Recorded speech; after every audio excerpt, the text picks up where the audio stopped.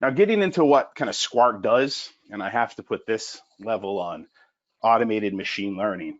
We do a lot more than the big platform players, and we do it differently than some of the folks we get lumped in with. When started the company, have always wanted to enable the data analyst, the marketing analyst, while we have data science users. The analyst is really our audience, that business user. Now, I started doing web analytics a long time ago. We'd, get server log files and use rsync and Unix utilities to bring them all together and pull out spiders and bots. And 20 years ago, state of the art.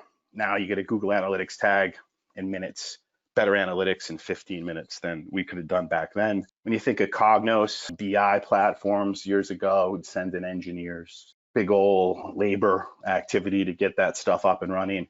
Now you can go get other BI platforms that you can very quickly connect to data and bring to life a BI platform in mere hours. And so when we started Squark, we thought that AI and machine learning, this was years ago, needed to go through that same sea change where it's going to be made easier for people who don't necessarily have the underlying technical skills to pull off what highly specialized and highly skilled data scientists do. And again, we're not here to replace data scientists by any means.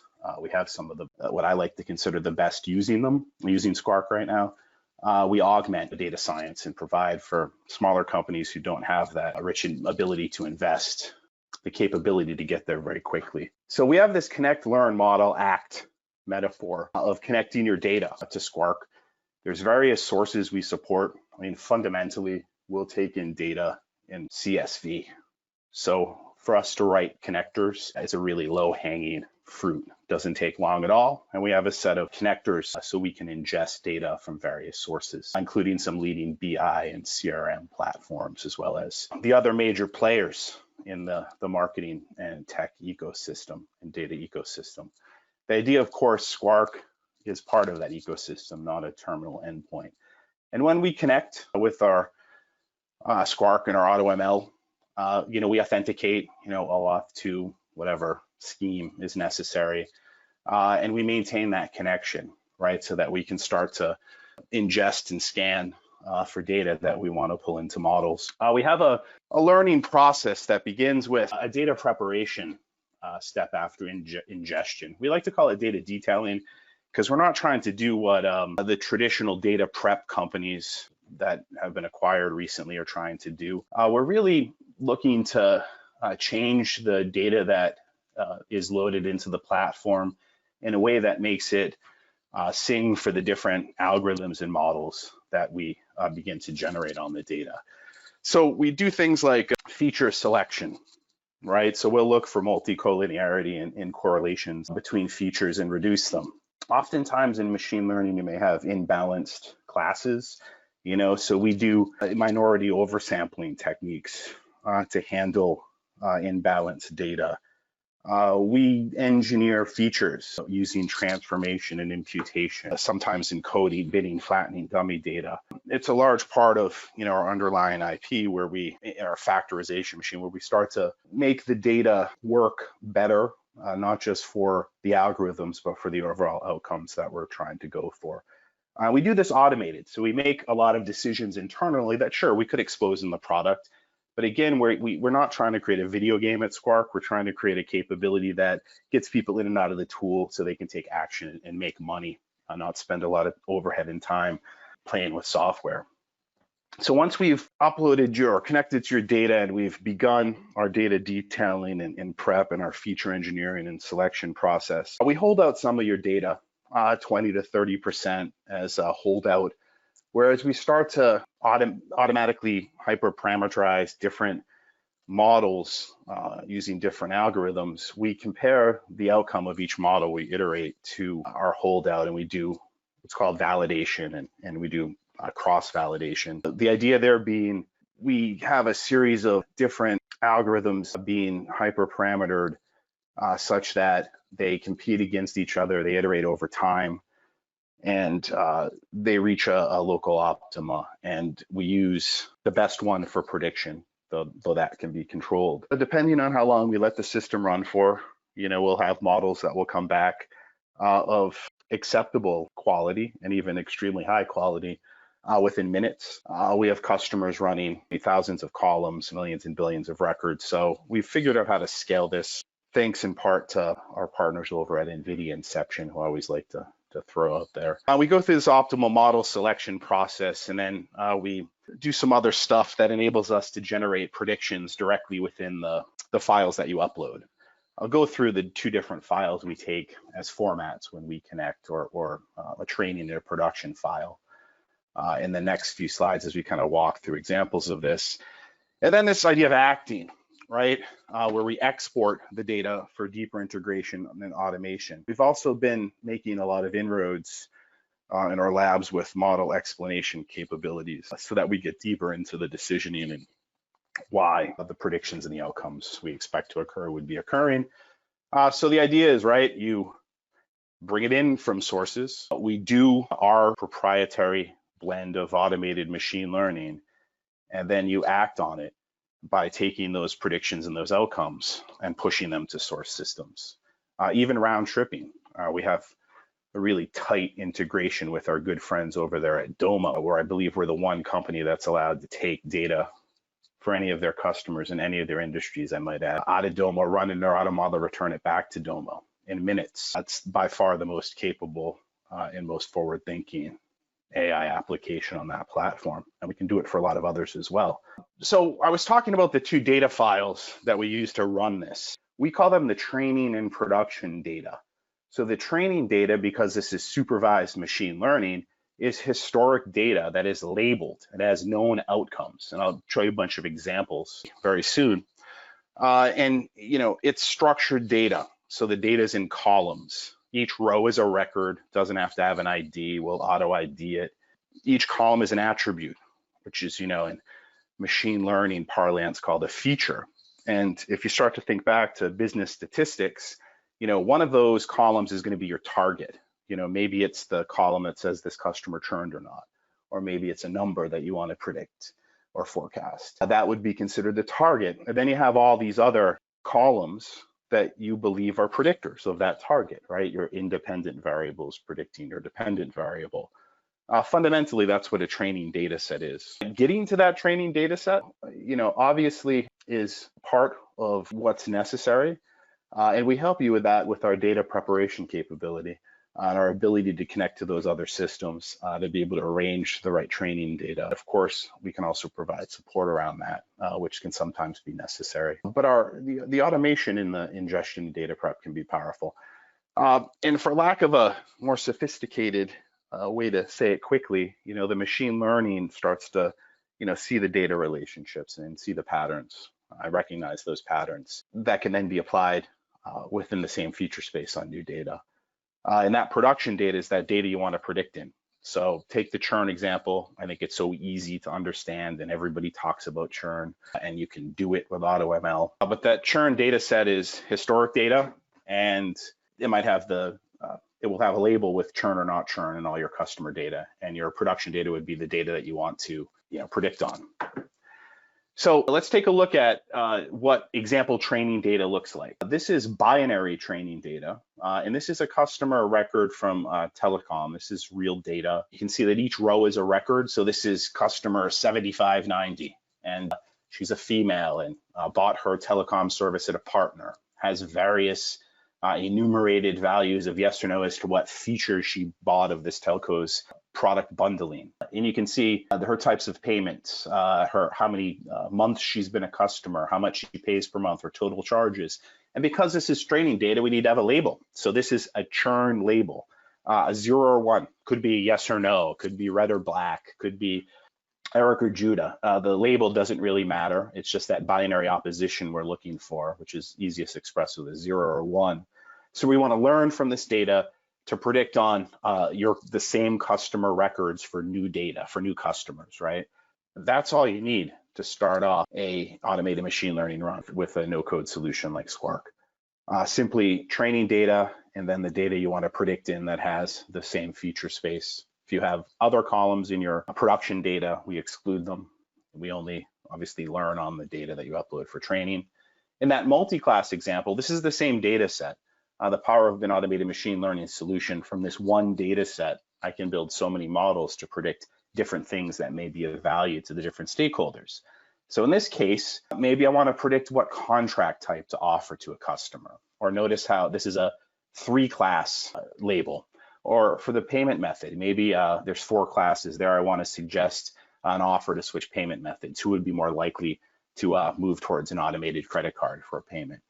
Multi-class classification becomes possible simply by changing your target. A regression, you use an integer or real. So in this case, say I wanted to predict what might the total charges be for new customers who have these product bundling options or are on these contracts. Well, I could do that, and I could ensure that I focused on those highest potential revenue customers. As I mentioned, production data is new data that you don't use for training. You never want to train on your data you want to score. That's a big no-no. So you have your training data of this data set that you want to predict within to. Like I said, should have the same features. And what I mean by that is if you exclude certain features, they're going to be excluded from the analysis and you lose predictive power. So you want to have the same features. And it's really, again, production data, the data you want to use to predict in. Another, we also talked about a fourth model class, forecasting. Forecasting is a little bit different, as you don't necessarily need production data, you just need training data. So whether we're talking about automated univariate or multivariate time series forecasting, we look at 2 columns of data, right, or multiple columns that have a date and the series we want to predict. In this case, when I was trying to figure out if Squark actually worked, and to this day I still use it to trade my own stocks and ETFs and equities. So you can use an automated machine learning capability to put your money where your mouth is and forecast stock prices open and close, and you can trade on them. And you can do pretty well by predicting the next period closing price or specifying I want to see what a trend looks like across n periods of time.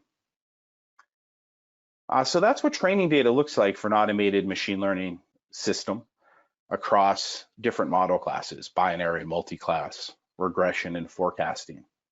I wanted to start talking about some examples of how you can apply this. So now we've talked about where kind of fits into the industry, its capability for efficiency and synergy across different decisions. We've looked a bit about what a flow could look like in terms of how data gets in, what happens to the data, how the models get built, how we verify it, generalizes in production, how we can export it, automate, act, and explain it. We've looked at some of the data that goes into it for training, as well as a bit of understanding about production data, the data you want to score. Let's look at how this works in the real world and walk through some examples and what you get back. Then we'll talk about what you can do with them. So let's start with an example number 1. This is like an ABM, sales use case. Wouldn't it be great if you could predict which of your marketing qualified leads you will actually win before you put them through the whole qualification process, perhaps into different systems and hand them over to the AEs with their limited time. This is a binary classification example. So you can take data like this. This is data that we've generated related to CRM. And these are, say, MQLs. And we have one label, whether they've converted or not in the past. This data can become very wide, right? You can see it's from A to AP here. There can be a lot more columns in it. You want to add things you believe to be causative to the data. That is somewhat of a arguable claim, right? Because data scientists would say only put in the stuff you think absolutely relevant. But fortunately, with our feature selection automations, we can start to remove a lot of the garbage and the junk. Though obviously, garbage in, garbage out, but we can help you get out of the garbage heap with what we're doing. So, you've got this training data of CRM data, MQLs. Did you win or did they lose? So we build a binary classifier, right? And this is some of the results that came back. I was curious. I asked the engineers, there's some leaky data here. These are high AUCs. No. So, causative data, typically you'll get back a confusion matrix with a binary classifier that shows you on the validation set its accuracy. how well it's predicting across the classes. One thing you always want to worry about with binary classifiers is that they're just guessing ones, zeros. Yeah, there has to be ways to work around that to ensure the models are actually balanced and reflective of actionable reality.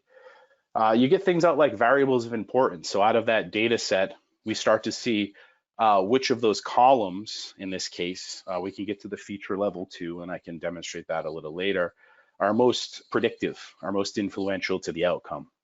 In this case, there's this Visitdata score that we created that was highly relevant to the outcome.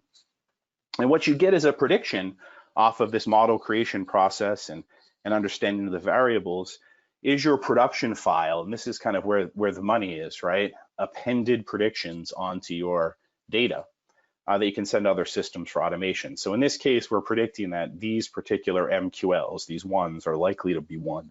So if you know that, if you have a mathematically valid way to get a little bit extra predictive juice into your your closing process or your, sales development process, where I can tell, those AEs that these folks are more likely to close than these folks, you have the potential to do better faster and create value. You can, obviously export this for automation into other systems. Let's look at example number 2. This is the customer churn problem. If you've talked to me before, I always talk about this because, as I said, it's really easy to wrap your head around. This is that binary training data I showed you earlier. With the exception of the 0 and 1 there, now I have a yes or no. So let's use this string. Let's learn from these relationships to predict on the likelihood of churn on new customers. Let the system run longer.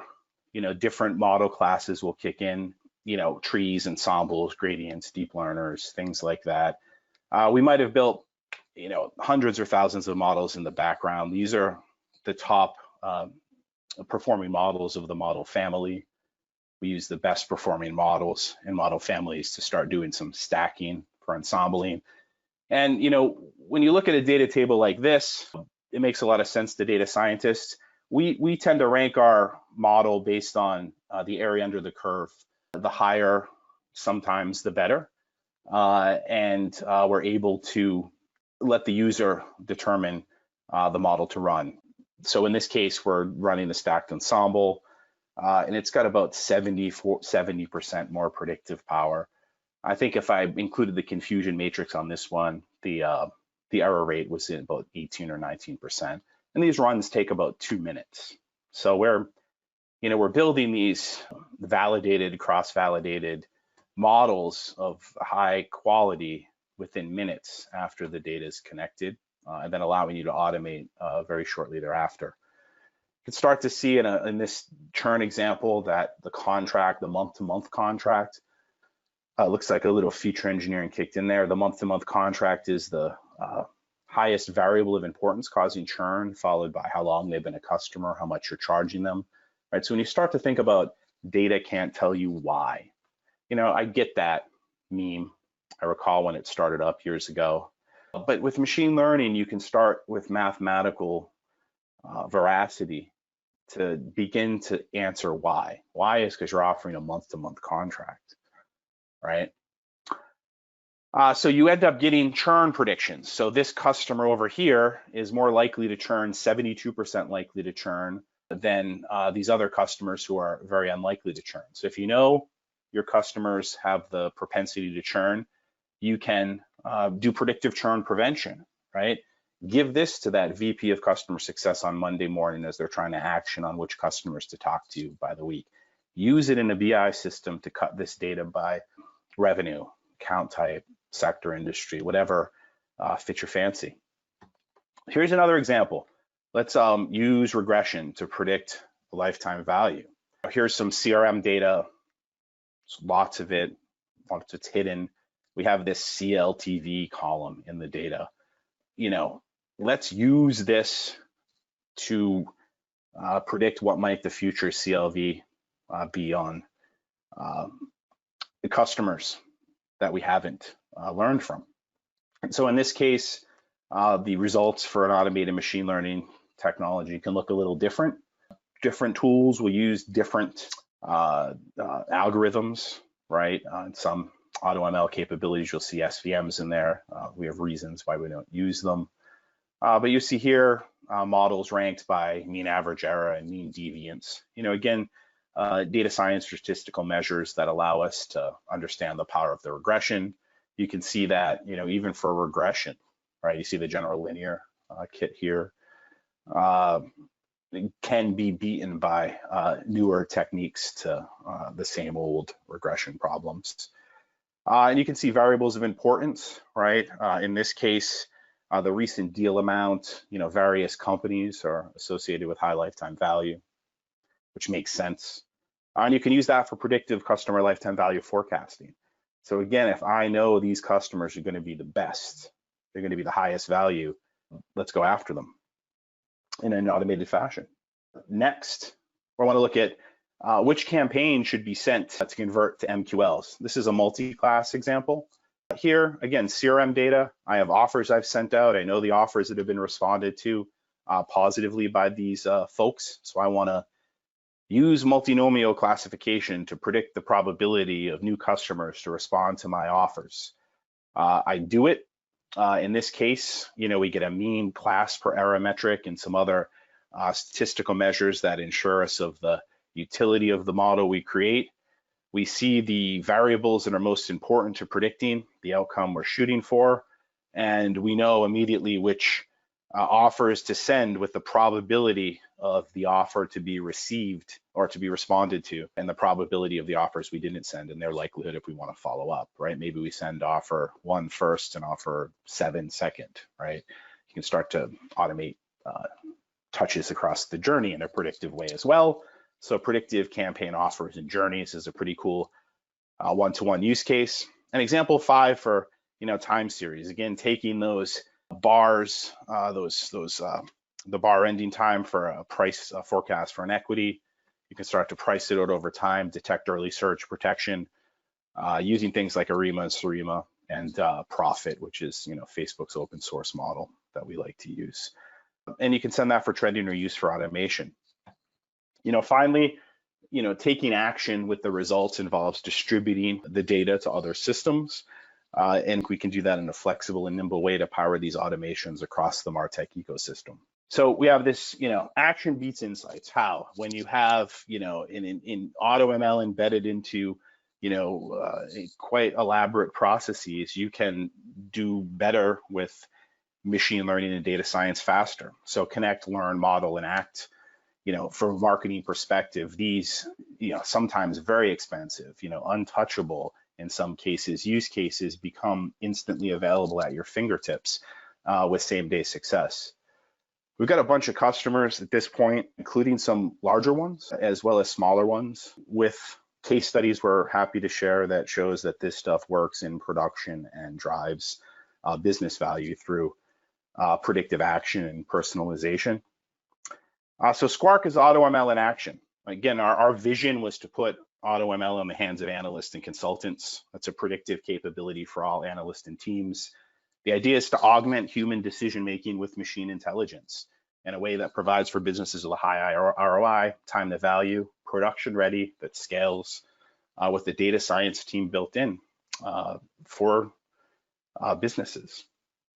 A few months after we launched, we're in Forrester, where they, ran us through the ringer and validated our startup against some competitors. And again, we think we do it differently for a different audience in a different way that applies very well for the context of what today's analyst and analytical professional is looking for, as well as the needs of a medium size to large and even enterprise business. So that's all I have for you guys today. I'm Judah Phillips from Squark, judah@squarkai.com. Check out the site. We'd love to talk to you and show you this on your data and get your perspective on it. So thanks for having me today, Eric.